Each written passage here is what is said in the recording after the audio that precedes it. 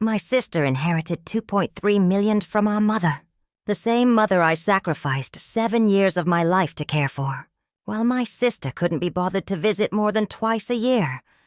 I'm Sarah Chen, and I need to tell you this story because I just know, there's someone out there right now, living through something similar.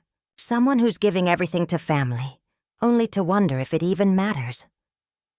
7 years ago, my mother was diagnosed with early-onset Alzheimer's and severe heart disease. The doctor said she needed full-time care, not just someone to check in. Full-time. Someone who could manage her medications, her doctor appointments, her confused moments at 3 a.m. when she didn't know where she was. I was 35 then. I had a good career as a nurse practitioner, a small apartment I loved, a life I'd built for myself. But when I looked at my mother, when I saw the fear in her eyes as she tried to remember what year it was, I knew what I had to do. I gave up my apartment. I gave up my career. I moved into her house and I became her full-time caregiver. My sister Jessica, she had a different perspective. She lived 3 hours away with her husband Marcus. They had this perfect life, you know. Big house in the suburbs. Marcus with his law practice. Jessica with her interior design business. And when Mom got sick, Jessica told me she was so grateful that I could handle things because she was just so busy with work. Those first few years, they were harder than anything I'd ever done. Harder than nursing school. Harder than my worst shifts in the ER. My mother would wake up at night screaming, not knowing who I was. I'd hold her, calm her down, remind her gently that I was Sarah, her daughter, that she was safe. Some mornings she'd remember. Some mornings she'd look at me like I was a stranger in her house. I managed 17 different medications. I learned to cook food soft enough for her to swallow safely. I bathed her when she could no longer do it herself. I held her hand through every terrifying doctor's appointment, every test result, every small decline. And Jessica? She'd call every few weeks. "How's Mom doing?" She'd ask, and I'd give her the update. "Oh, that sounds so hard," she'd say. "You're such a saint, Sarah. I just wish I could be there more, but you know how it is." She'd visit maybe twice a year. Christmas and Mom's birthday, usually. She'd breeze in with expensive gifts, spend a few hours, take some photos for social media, and then she'd be gone, back to her perfect life. I watched my savings drain away. I had no income except what Mom could give me for expenses.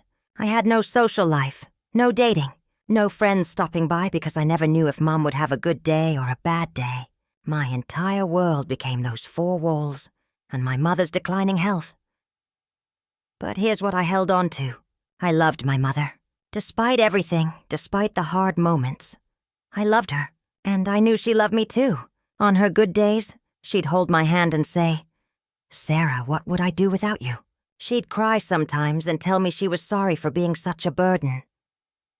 "You're not a burden, Mom," I'd tell her. "You're my mother. You took care of me my whole life. Now it's my turn." I thought that meant something. I thought those 7 years of devotion, of sacrifice, of love, I thought that counted for something. I had no idea what was coming. Around the 6-month mark before Mom passed, things started to change. Jessica started calling more often. Then she started visiting more. At first, I was relieved. Finally, I thought. Finally, she's stepping up. But something felt off. Jessica would arrive with Marcus, and they'd want to take Mom out for lunch. "You need a break, Sarah," Jessica would say with this concerned look on her face. "You look exhausted. Let us spend some time with her." I was exhausted, so I'd let them take her. I'd use those few hours to sleep or do laundry, or just sit in silence. But when they'd bring Mom back, she'd be different, quieter. She'd look at me strangely, like she was trying to figure something out. One day, I was helping Mom with her medications when she suddenly pulled her hand away. "Why do you need to touch my pills?" she asked, her voice sharp with suspicion. "Mom, I'm just making sure you take the right ones at the right time," I said gently. "Like always." Jessica says I should keep track of my own medications, she said. She says I'm not incompetent. My stomach dropped. Of course you're not incompetent, Mom. I've never said that. I'm just helping. Jessica says you think I can't handle my own affairs anymore. That was the first crack. The first sign that something was very, very wrong. Before we go any further into this, I just want to say, if you feel a connection to these stories, a small click on that like button and subscribe would mean more to me than you know. It lets me know I'm not just speaking into the void, that you're really here with me. All right, let's continue. Over the next few weeks, it got worse. Mom started asking me questions about the household accounts. Had I been taking money?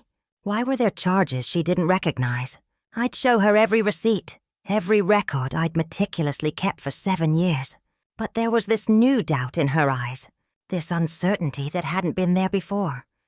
And Jessica started showing up even more. 2-3 times a week now. Always with Marcus. Always wanting private time with Mom. I'd hear them talking in hushed voices. I'd walk into the room and they'd go quiet, giving me these tight smiles. Just catching up with Mom, Jessica would say brightly. But Mom wasn't looking at me the same way anymore. The warmth was fading. The gratitude was being replaced with something that looked almost like suspicion. I tried to talk to Jessica about it. I think all the visits might be confusing her. I said carefully, she's been asking strange questions. Jessica's face transformed into this expression of deep concern. Strange questions? Like what, Sarah? She's worried about money. She thinks I might be taking advantage. Well, Jessica paused, choosing her words carefully. Are you sure you've been keeping good records? I mean, it's a lot to manage. Maybe some things slipped through the cracks. The implication hung in the air like poison. I've kept perfect records, I said, my voice shaking. Every single penny for 7 years, Jessica. Every single one. Of course, she said soothingly. I'm not accusing you of anything, Sarah. I'm just saying, Mom's worried. And maybe it would help if someone else looked at the books. Marcus is a lawyer. He could help sort everything out, put Mom's mind at ease. I should have said no. I should have seen what was happening. But I was so tired, so worn down. And I wanted Mom to stop looking at me like I was stealing from her. So I said yes. I gave Marcus access to all the financial records. That was my first mistake. My second mistake was not realizing that while I was drowning in exhaustion, caring for my mother day and night, Jessica and Marcus were carefully, methodically, destroying everything I'd built. They were planning something that would shatter my entire world, and I had no idea it was coming. I gave Marcus access to everything. Every bank statement, every receipt, every careful record I'd kept for 7 years. I thought I was helping. I thought I was putting Mom's mind at ease. Instead, I'd just handed them the keys to destroy me. Marcus spent 2 weeks reviewing the finances. He'd come over with his briefcase, sit at Mom's dining table, and go through everything with this serious, concerned expression on his face. Sometimes Jessica would be there too, sitting next to Mom on the couch, holding her hand, whispering things I couldn't quite hear. I'd bring them coffee, try to be helpful, ask if they needed anything explained. We're good, Sarah, Marcus would say without looking up, just being thorough. The way he said thorough made my skin crawl. After those 2 weeks, Marcus called a family meeting. Just the 4 of us. Mom, Jessica, Marcus, and me. We sat in Mom's living room, the same room where I'd spent countless nights sleeping on the couch so I could hear if Mom needed me. Marcus opened his briefcase and pulled out a folder. Thick, official-looking. Sarah, he began, his voice taking on this professional lawyer tone. I want to start by saying that I know you've worked very hard taking care of your mother. No one is questioning your dedication. The pause before dedication felt like a knife. But there are some irregularities in the financial records that concern me. My heart started pounding. Irregularities? What are you talking about? He opened the folder and started pulling out highlighted statements. Large cash withdrawals. Charges that don't seem necessary. The household account has been depleted significantly over the past 7 years. Of course it has, I said, my voice rising. Mom's care is expensive. Medications, medical equipment, adaptive clothing, special food, home modifications. I documented everything. Yes, you did document things, Marcus said slowly. But Sarah, some of these expenses seem inflated. This wheelchair, for instance. You paid $3,000 for it, but I found the same model online for $200. I stared at him. That was a custom wheelchair prescribed by her physical therapist. It's not the same as... And these grocery bills, Jessica interrupted, her voice soft with fake concern. Sarah, they're so high. Are you buying food for yourself with Mom's money? The room went silent. I looked at my mother. She was watching me with these confused, frightened eyes, like she was seeing a stranger. Mom, I said, my voice breaking. You know I buy groceries for both of us. I live here. I take care of you. We eat together. But you're not paying rent, Marcus said. You're not contributing to the household expenses. You're living here for free, eating food purchased with your mother's money. And from what I can see, the financial drain has been substantial. Financial drain? I couldn't believe what I was hearing. I gave up my career. I gave up everything. A career you chose to give up, Jessica said gently. No one forced you to do that, Sarah. You made that choice. Because Mom needed full-time care. Did she, though?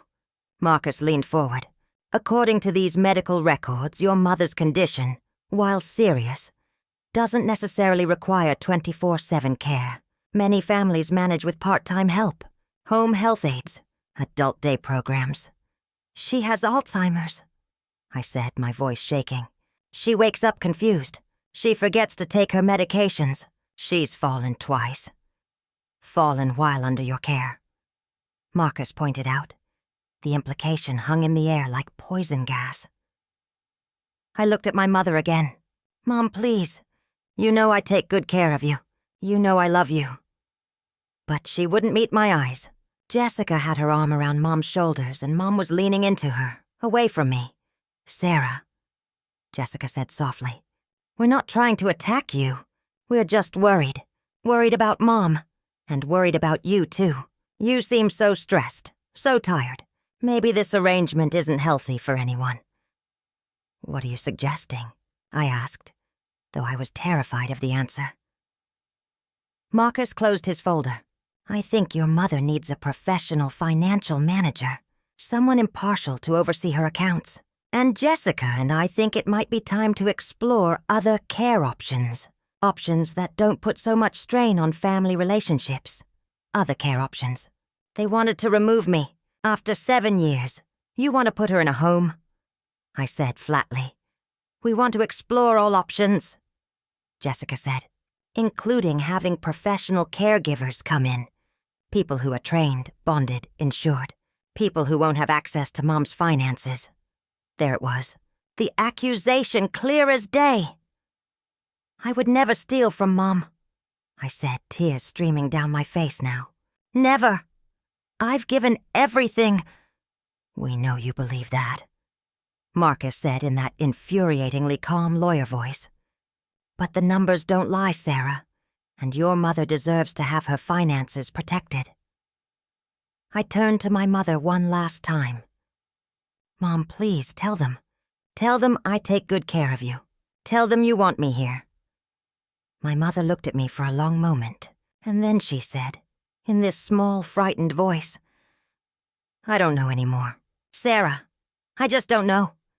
And Jessica pulled her closer, stroking her hair, whispering, It's okay, Mom, it's okay. We're going to figure this out. We're going to protect you. That meeting ended with Marcus taking over as Mom's financial power of attorney. I tried to fight it, but Mom signed the papers. Jessica said it was just temporary, until everything got sorted out. But things didn't get sorted out. They got worse. Jessica started coming by every single day. She'd bring Mom treats, take her on drives, have long private conversations. And every time she left, Mom would be a little more distant with me. The questions got more pointed. Did you pay this bill? Where's the receipt for that? Jessica says I should be getting more money from my investments. Where's that money going? I'd answer every question, show every receipt, but it was never enough. Marcus started showing up too, always with more concerns, more questions, more implications. And then, the visits I didn't know about started. I found out later that Jessica had been taking Mom to her house to give her a break from the stress at home. During those visits, Jessica would show Mom pictures of care facilities, nice ones, with gardens and activities. "You could have your own apartment, Mom," Jessica would say. "Your own space. No one questioning your every decision. No one making you feel like you can't handle your own life." She was preparing Mom, priming her, and I had no idea. One afternoon, I was folding Mom's laundry when I heard her on the phone. Her door was cracked open, and I heard Jessica's voice coming through on speaker. "Has she been acting strange lately?" Jessica was asking. "I don't know," Mom said, her voice uncertain. "She's always hovering, always watching what I do." "That's not healthy, Mom. You should feel comfortable in your own home." "I suppose you're right." "And Mom, I found something concerning. Some emails from Sarah to a friend talking about how tired she is of taking care of you, how it's ruining her life." My blood ran cold. I'd never sent emails like that, never. She said that. Mom's voice was so small. "I'm sorry, Mom. I didn't want to tell you. But I think you deserve to know how she really feels." I burst into the room. "That's a lie." Mom jumped, dropping the phone. Jessica's voice was still coming through the speaker. Mom, are you okay?" "I never said anything like that," I said, my voice shaking. "Jessica is lying to you." But Mom looked terrified. "Of me. She was terrified of me, see?" Jessica's voice came through the phone. "See how aggressive she gets? Mom, are you safe there?" "I'm not being aggressive," I shouted, and then realized that shouting probably wasn't helping my case. Mom stood up, clutching the phone, backing away from me. "Maybe you should go, Sarah. Just for tonight. I need some space. Go. This is my home. I've lived here for 7 years. It's Mom's home," Jessica said through the phone, her voice sharp now. "And if she's asking you to leave, you need to respect that." I looked at my mother, the woman I'd sacrificed everything for, the woman whose hair I'd brushed, whose tears I'd dried, whose hand I'd held through every terrifying moment. And she wouldn't even look at me. "Fine," I said quietly. "I'll stay at a hotel tonight. But Mom, please think about what's happening here, please." I packed a bag and left. When I pulled out of the driveway, I saw Marcus's car pulling in. They'd been waiting for me to leave. That night, alone in a hotel room, I cried until I had nothing left. 7 years of my life, 7 years of love and devotion, and it meant nothing. But I didn't know yet. I didn't know that this was just the beginning. What Jessica and Marcus were planning was so much worse than I could have ever imagined. They weren't just pushing me out. They were erasing me completely. I stayed away for 3 days. 3 days in that hotel room, calling Mom every few hours. Sometimes she'd answer, sometimes she wouldn't. When she did answer, she sounded confused, distant, like she was talking to an acquaintance, not the daughter who'd spent 7 years caring for her. "Are you okay, Mom?" I'd ask. "Jessica's here," she'd say. "Jessica's taking good care of me." On the 4th day, Jessica called me. "Sarah, you need to come to the house, now." Something in her voice made my blood run cold. "What's wrong? Is it Mom?" "Just come." I broke every speed limit getting there. When I pulled up, there was an ambulance in the driveway. Paramedics were loading a stretcher, and on that stretcher was my mother. I ran. Mom! One of the paramedics stopped me. "Are you family?" "I'm her daughter." "What happened?" She had a massive heart attack. We're taking her to St. Catherine's. I tried to get in the ambulance, but Jessica was already there, climbing in next to Mom. "I'll ride with her," she said. "You can meet us there." The doors closed before I could argue. At the hospital, they wouldn't let me see her right away.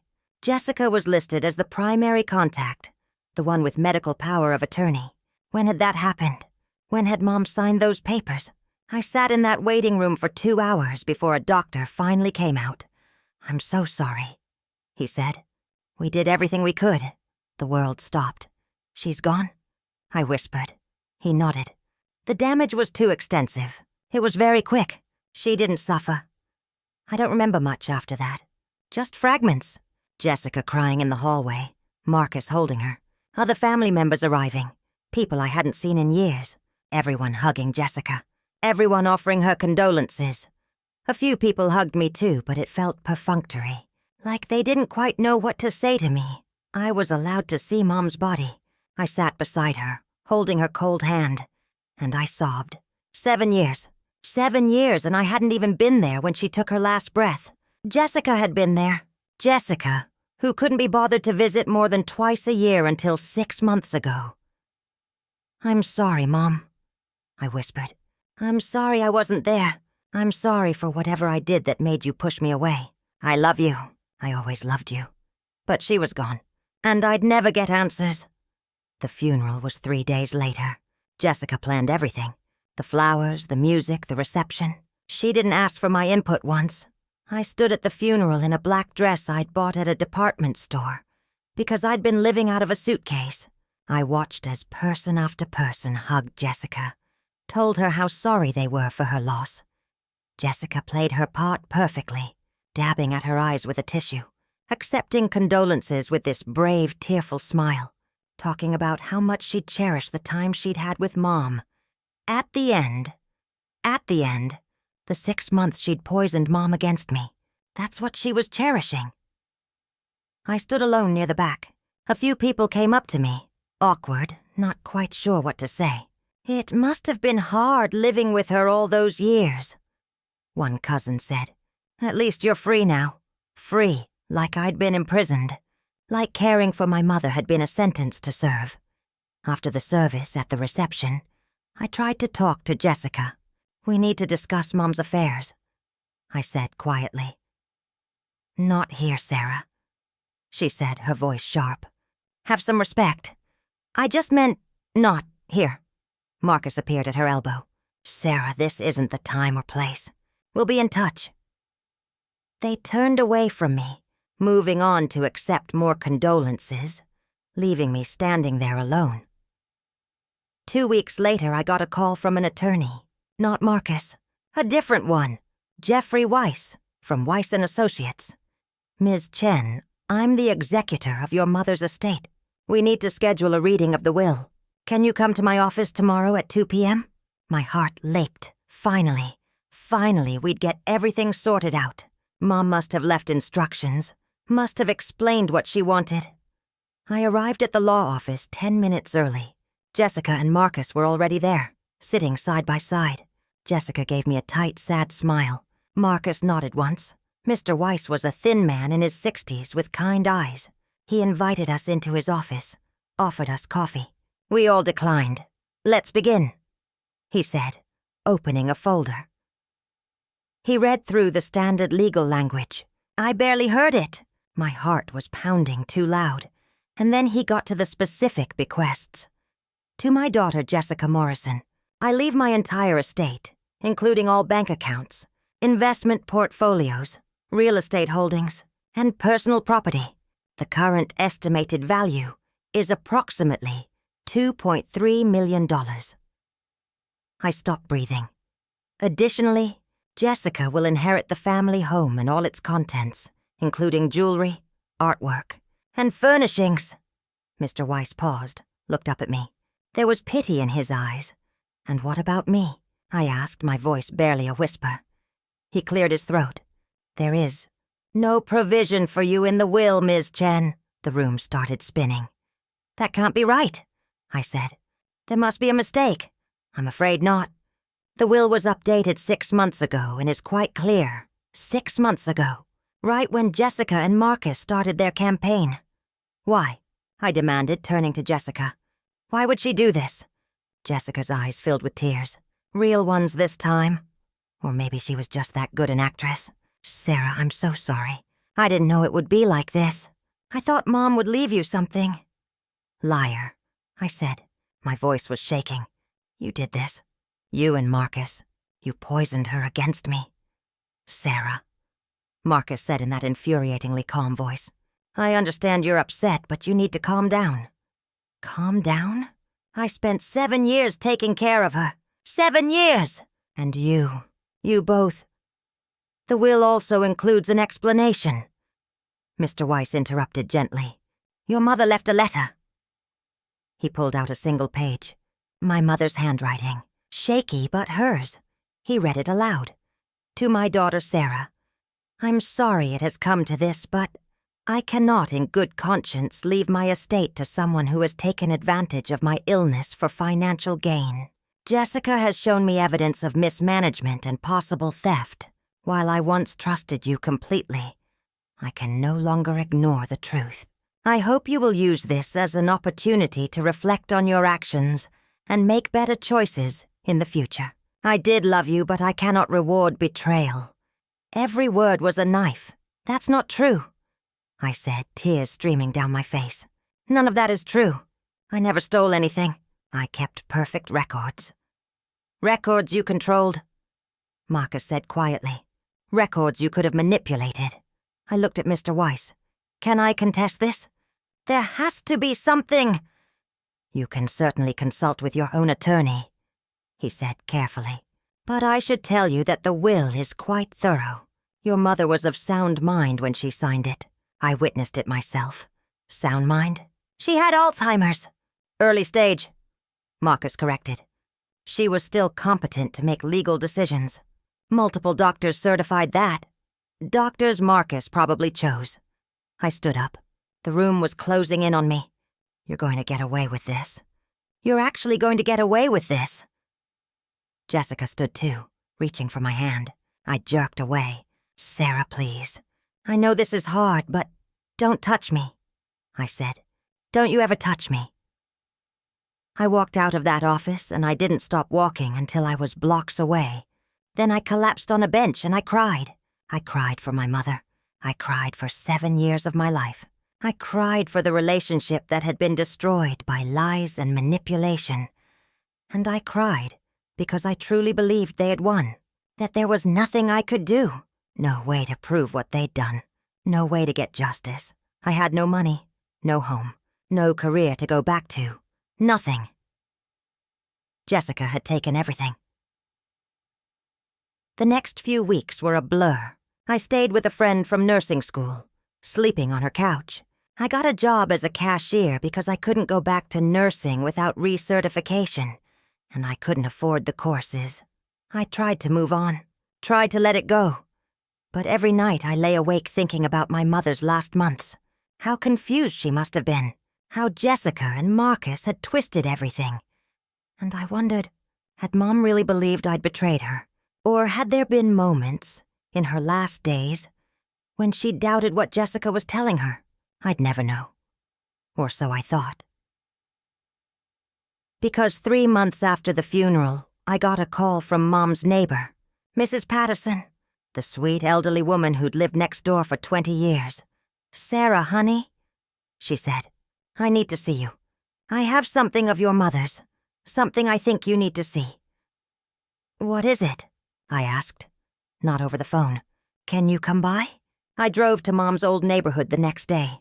The house looked different. Jessica had already listed it for sale. There was a big sign out front. Mrs. Patterson was waiting for me on her porch. She hugged me tight, and I nearly broke down. Come inside, dear, she said. She led me to her kitchen table and placed a small box in front of me. Your mother gave this to me about a month before she passed, she said. She said if anything happened to her, I should give it to you. Only you. My hands were shaking as I opened the box. Inside was a journal, my mother's journal, and underneath it, a small voice recorder. "She was scared, Sarah," Mrs. Patterson said softly. "She told me she didn't know who to trust anymore, but she wanted you to know the truth." I picked up the journal with trembling hands, and that's when everything changed. That's when I learned that my mother hadn't been fooled at all. She'd known exactly what Jessica was doing, and she'd left me the evidence to prove it. I sat at Mrs. Patterson's kitchen table staring at my mother's journal, like it might disappear if I looked away. "When did she give this to you?" I asked, my voice barely working. "About a month before she passed," Mrs. Patterson said, sitting down across from me. "She came over one morning when Jessica's car wasn't in the driveway. She looked so frightened, Sarah. She kept looking over her shoulder like someone might see her." My throat tightened. What did she say? She said she didn't know what was real anymore. That Jessica was telling her things about you. Terrible things. But that something felt wrong. She said she needed to figure out the truth, and she needed someone she could trust to keep this safe. "Why didn't you tell me?" The question came out harsher than I meant it. Mrs. Patterson's eyes filled with tears. "She made me promise not to. She said if she was wrong about Jessica, she didn't want to hurt your relationship with your sister. But if she was right," she pushed the box closer to me, "if she was right, you'd need this." I opened the journal to the first page. The date was 7 months before Mom died, right when Jessica started visiting more. The handwriting was shaky, but readable. I don't know if I'm losing my mind or if something terrible is happening. Jessica visited today with Marcus. They want to help with my finances, they say. They're worried about Sarah. But why? Sarah has taken such good care of me. She gave up everything for me. I had to stop reading. Tears were blurring the words. "Keep going, honey," Mrs. Patterson said gently. "She wanted you to know." I turned the page. Jessica showed me receipts today. She says Sarah is overcharging me for things. A wheelchair that costs too much. Groceries that are too expensive. But I remember Sarah showing me these exact receipts months ago. She always shows me everything. She's so careful. So why is Jessica making it seem wrong? My hands were shaking. Marcus wants to manage my money now. He says it's to protect me. But protect me from what? From Sarah? That doesn't make sense. Sarah is the one who's been here. Sarah is the one who holds my hand when I'm scared. Page after page, my mother documented her confusion, her fear, and slowly, her growing suspicion. I heard Jessica on the phone today. She didn't know I was in the hallway. She was talking to someone about the timeline. She said, "We need to move faster. She might not have much time left." Who was she talking about? Me, and what timeline? Marcus came by with papers today. Power of attorney documents. He said it was just a formality. But when I tried to read them carefully, he kept rushing me. "Your hands are tired. Let me hold it for you." "Don't worry about the details. I'll explain everything later." I signed them because I was confused. But now I wish I hadn't. Jessica took me to her house today. She showed me pictures of a senior living facility. "Beautiful apartments," she said. "Independence. Freedom from being a burden.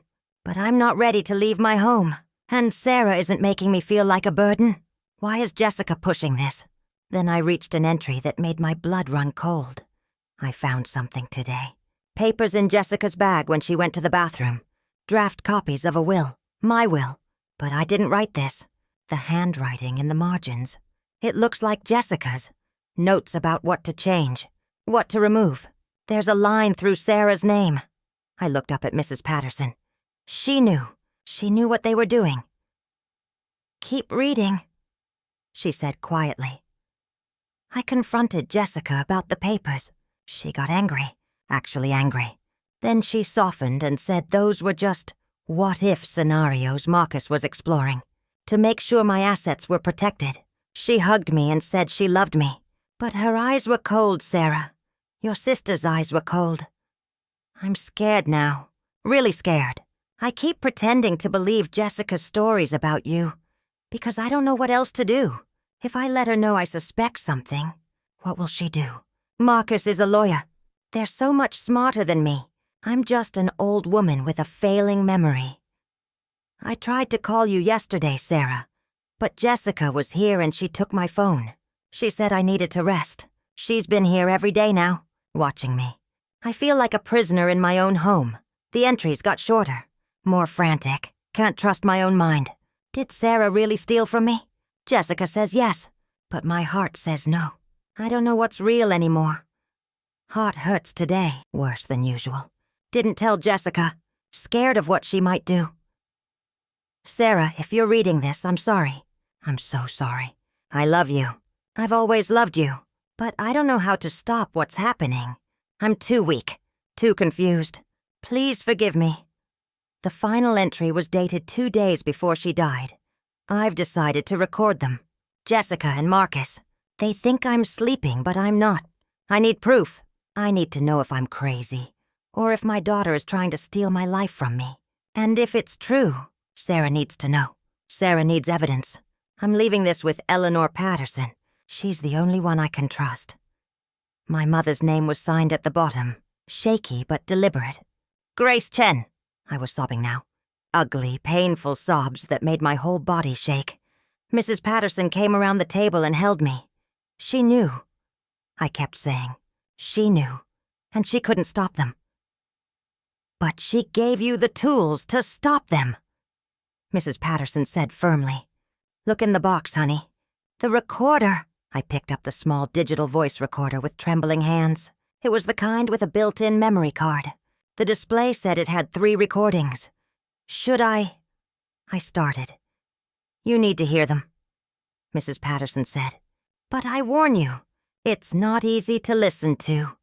I pressed play on the first recording. Static. Then my mother's voice, whispering close to the microphone. Testing. Is this working? Okay. It's Monday, March 14th. Jessica and Marcus are coming over. I'm going to leave this running in the living room. More static. Then footsteps. Voices. Marcus.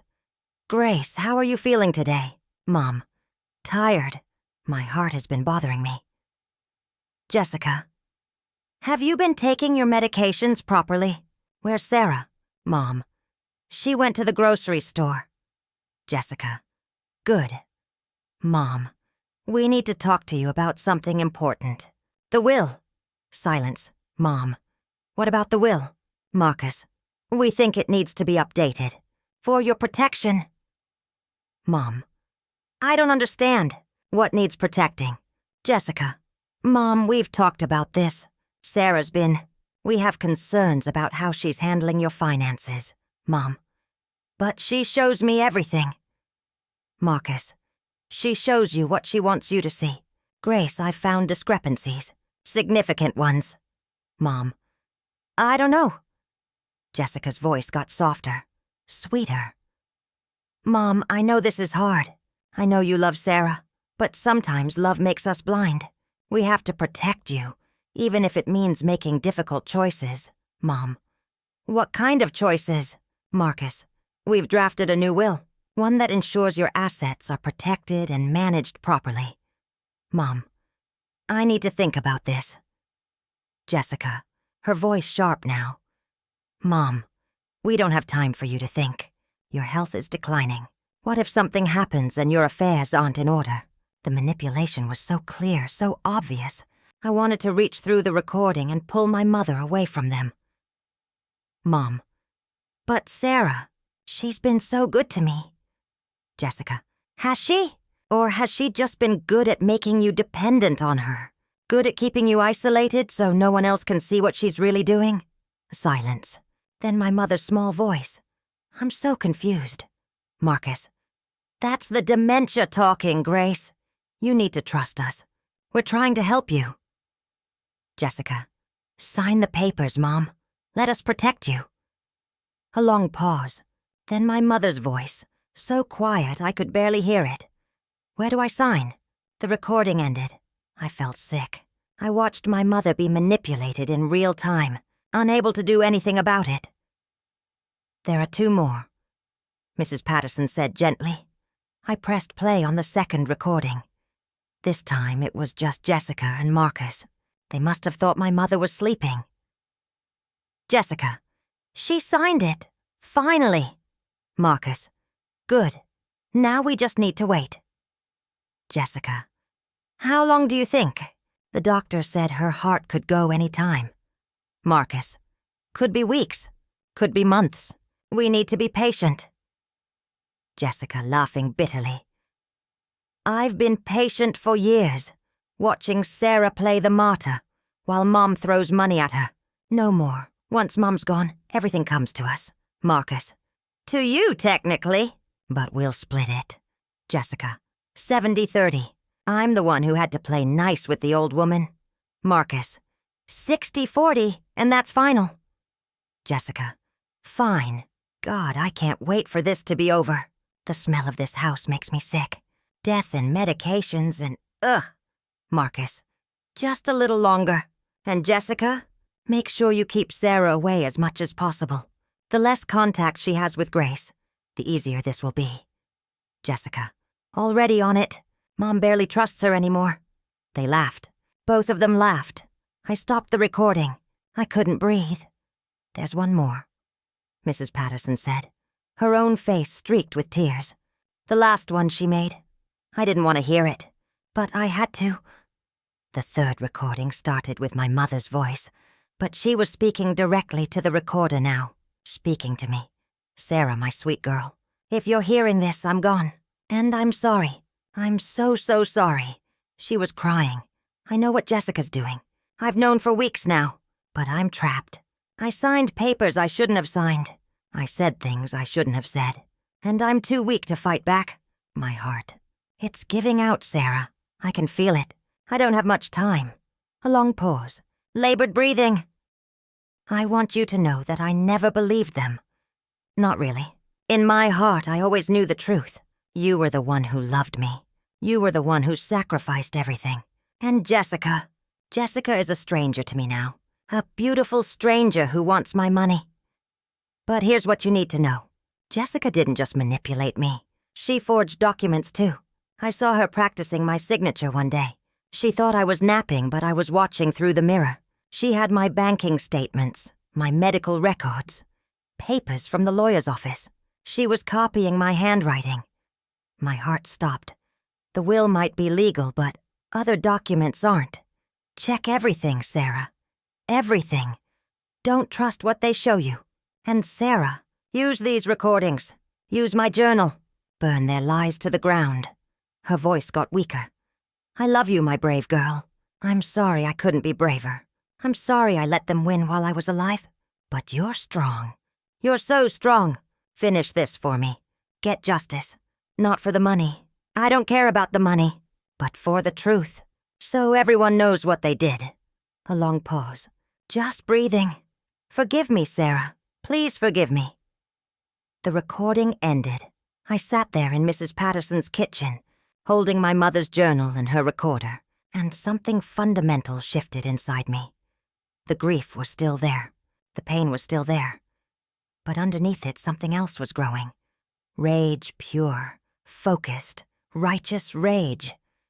Jessica and Marcus thought they'd won. They thought they'd destroyed me, taken everything, and gotten away with it. They had no idea what was coming. I looked up at Mrs. Patterson. I need to make copies of everything, and I need a lawyer. Not just any lawyer. The best lawyer I can find. Mrs. Patterson smiled through her tears. Your mother said you'd say that. She also said to tell you. There's one more thing in the house. Something she hid for you. She said you'd know where to look. Where? She said to look where you used to hide your diary when you were a teenager. My breath caught. The loose floorboard. Under my old bedroom closet. Mrs. Patterson nodded. The house is empty right now. Jessica only comes by once a week to meet with real estate agents. If you're going to look, do it now. I stood up, carefully placing the journal and recorder back in the box. Thank you, Mrs. Patterson. Thank you for keeping this safe. Thank you for being the daughter your mother deserved, she said, hugging me tight. Now go, get what's yours, and make them pay. I drove to my mother's house, my old house. The for sale sign mocked me from the front lawn. I used my old key. Jessica hadn't thought to change the locks. The house was empty now, stripped of furniture, of life. My footsteps echoed as I climbed the stairs to my old bedroom. It looked so small now. The walls were bare, but the closet was still there. I knelt down and felt along the back corner. There. The loose floorboard. I pried it up with my fingers. Inside was a manila envelope. I opened it with shaking hands. Inside were copies of bank statements. Real ones. Not the ones Marcus had shown at that awful meeting. These showed regular documented withdrawals with my mother's actual signature, each one matching receipts she'd approved. There were also copies of emails. Between Jessica and Marcus. Dozens of them. Planning, scheming, discussing how to handle the Sarah problem. How to make me look like a thief. How to ensure the will was changed. And at the bottom of the envelope, a handwritten note from my mother. Sarah, this is everything. The truth. Use it well. Make them face what they've done. I believe in you. I always have. Love, Mom. I sat there on the floor of my empty childhood bedroom, surrounded by evidence of my sister's betrayal, and I smiled. It wasn't a happy smile. It was the smile of someone who'd just loaded a gun. Jessica and Marcus had made one crucial mistake. They'd underestimated my mother, and they'd underestimated me. But they were about to learn. You don't steal from the dead and expect to get away with it. Not while their daughter is still breathing. I didn't go after them right away. That's the thing about revenge. Real revenge. It requires patience, strategy. You don't just lash out. You plan. You prepare. You build a case so airtight that there's no escape. I spent 2 weeks making copies of everything. The journal, the recordings, the emails, the bank statements. I kept the originals in a safety deposit box and made multiple digital backups. Then I found a lawyer. Not just any lawyer. The lawyer. Her name was Patricia Hawthorne, and she specialized in elder abuse and estate fraud.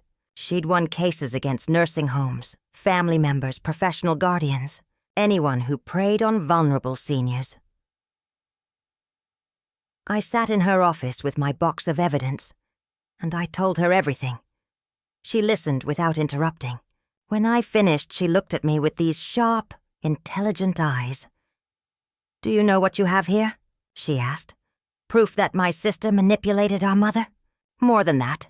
You have proof of elder abuse, undue influence, fraud, forgery, and conspiracy. Your sister and her husband didn't just manipulate your mother. They committed multiple crimes." My heart started racing. "Can we win?" She smiled. It was a predator's smile. "Oh, honey, we're not just going to win. We're going to destroy them." We filed the lawsuit 3 weeks later, contesting the will based on undue influence, elder abuse, and fraud. We included the journal entries, the recordings, the emails, the forged documents, everything. But Patricia had one more piece of advice. "Before the court date, I want you to do something. Something that will make sure Jessica and Marcus can't hide what they've done." "What?" "Tell the world, all of it. Post everything publicly. Let people see exactly who they are." I hesitated. "Is that legal?" "Everything you have is yours to share. Your mother's journal, her recordings. She left them to you specifically to expose the truth. And the court documents a public record once filed. So yes, it's legal. But more importantly, it's effective. These people manipulated a dying woman. They deserve to have everyone know." So I did it. I created a detailed post with my mother's journal entries, transcripts of the recordings, screenshots of the emails. I included the forged signatures that Jessica had practiced. I showed the timeline of how they'd isolated and manipulated Mom in her final months. I posted it on Facebook and tagged every single person who'd been at the funeral. Every family member. Every friend. Every neighbor. The title was simple. The truth about my mother's final months. And then I waited. The response was explosive. Within hours, dozens of comments poured in. Family members who'd believed Jessica's lies were horrified. Friends of my mother were outraged. People started sharing the post, spreading it beyond just our immediate circle. Jessica called me. I let it go to voicemail. "Sarah, what the hell are you doing? Take that post down right now. You're making up lies about me. This is slander," I texted back. "It's not slander if it's true. See you in court." Marcus tried a different approach. He sent me a formal cease and desist letter, threatening to sue me for defamation. Patricia laughed when I showed it to her. Let him try. Discovery in a defamation case would be delicious. We'd get access to everything. The next morning, my post had been shared over 1,000 times. People I didn't even know were commenting, expressing their disgust at what Jessica and Marcus had done. But the real damage was happening offline. Marcus's law firm asked him to take a leave of absence. "Until this situation is resolved," they said. But everyone knew what that meant. No one wants a lawyer who's been publicly accused of elder abuse. Jessica's interior design business started losing clients. People were canceling contracts, leaving bad reviews, spreading the word that she couldn't be trusted. Their friends stopped calling. Their social circle evaporated overnight. And through it all, I said nothing. I let the evidence speak for itself. The court date arrived 6 weeks later. Jessica and Marcus showed up with their own lawyer, a slick corporate type named Richard something. He was expensive. You could tell by the suit. Patricia had warned me this would be ugly. "They're going to try to discredit you. They'll say you're bitter, vindictive, mentally unstable. They'll argue that your mother was in her right mind when she changed the will. Be prepared." I was prepared. Richard started by painting me as the villain, a daughter who'd isolated her mother, controlled her finances, and was now angry that her meal ticket was gone. Ms. Chen lived rent-free in her mother's home for 7 years, he argued. She had complete access to Mrs. Chen's accounts. She made all the financial decisions. And when Mrs. Chen finally realized what was happening and took steps to protect herself, Ms. Chen became vengeful. Then it was Patricia's turn. She started with the journal. "Your Honor, I'd like to submit into evidence Mrs. Grace Chen's personal journal, documenting her final 7 months. In it, she clearly states her confusion about her daughter Jessica's sudden interest in her affairs. She documents her suspicions, and most importantly, she documents what she witnessed, including seeing Jessica practice forging her signature." Richard objected. "This journal could have been written by anyone. There's no way to authenticate." "Actually, there is," Patricia said smoothly. "We've had a handwriting expert analyze the journal. It's absolutely Mrs. Chen's handwriting, and the dates align with other documented evidence. But if the court prefers, we have something even more compelling." She played the recordings, all 3 of them. The courtroom was silent as my mother's voice filled the space, her confusion, her fear, her final message to me. And then the recording of Jessica and Marcus, laughing about splitting the money, complaining about the smell of my mother's house, discussing their timeline. She barely trusts her anymore. Good. I watched Jessica's face as her own voice played. She went pale, then red, then pale again. Marcus kept whispering to Richard. But Richard looked like he wanted to be anywhere else. Patricia wasn't done. We also have emails between Mrs. Morrison and Mr. Morrison discussing their plan to change the will, discussing how to discredit Sarah Chen, discussing how to isolate Mrs. Chen from her primary caregiver. She showed the forged signatures, the expert testimony proving they weren't authentic, and finally, Your Honor, we have bank records, real ones, showing that every single transaction Sarah Chen made on behalf of her mother was documented, approved, and legitimate. The so-called discrepancies Mr. Morrison claimed to find were fabricated. Richard tried to recover. Even if there were disagreements about Mrs. Chen's care, the fact remains that she was competent when she changed her will. Multiple doctors certified.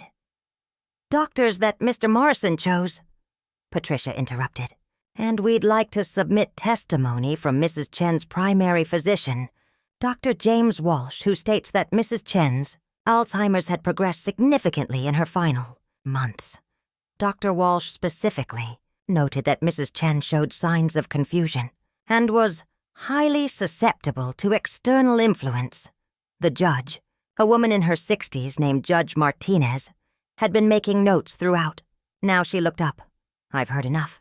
I'm ready to rule." My heart nearly stopped. Based on the evidence presented, it's clear that Mrs. Grace Chen was subjected to undue influence during the final months of her life. The recordings alone demonstrate a pattern of manipulation and abuse. The forged documents suggest fraud, and the systematic isolation of the primary caregiver raises serious concerns about the circumstances under which the will was changed. Jessica started crying, not the delicate, sympathetic tears from the funeral. Ugly, desperate sobs. I'm setting aside the will dated 6 months before Mrs. Chen's death and reinstating the previous will, in which the estate was to be divided equally between both daughters. Relief flooded through me, but Judge Martinez wasn't finished. Furthermore, I'm referring this case to the District Attorney's Office for criminal investigation. What I've heard today suggests multiple violations of elder abuse statutes, fraud, and possibly conspiracy. Marcus stood up. "Your Honor, surely." "Sit down, Mr. Morrison. I'm not done." Due to the severity of the fraud involved and the documented attempts to deprive Ms. Sarah Chen of her rightful inheritance through illegal means, I'm also awarding Ms. Chen compensatory damages. Mrs. Morrison will pay an additional $500,000 to Ms. Chen for emotional distress, loss of her career, and the years of suffering caused by these actions. The courtroom erupted. Jessica was sobbing openly now. Marcus looked like he might be sick. Court is adjourned. Patricia put her hand on my arm. "We did it." I couldn't speak. I could only nod. Outside the courthouse, reporters were waiting. Apparently, my post had attracted media attention. "Ms. Chen, how do you feel about the verdict?" I took a deep breath. I feel like justice was served. Not just for me, but for my mother. She spent her final months terrified and confused, manipulated by people she should have been able to trust. But she was brave enough to document the truth, brave enough to leave me the tools to fight back. This victory is hers, not mine. "What do you want people to know?" I looked directly at the camera. Elder abuse happens every day. Family members take advantage of vulnerable seniors, and often they get away with it because the victims are too scared or too confused to speak up. My mother couldn't stop what was happening to her while she was alive, but she made sure the truth would come out after she was gone. If you have an elderly loved one, pay attention. Look for the warning signs. Don't let anyone isolate them. And if you suspect abuse, speak up. Document everything, because monsters hide in families too. The criminal investigation moved forward. The district attorney found enough evidence to charge Jessica with elder abuse and fraud. Marcus was charged as an accomplice. They tried to make a deal, but the DA wasn't interested. The case was too public, the evidence too damning. The trial took 6 months. I testified about the 7 years I'd spent caring for Mom, about how Jessica barely visited until those final months, about coming home to find my mother had changed toward me, confused and frightened.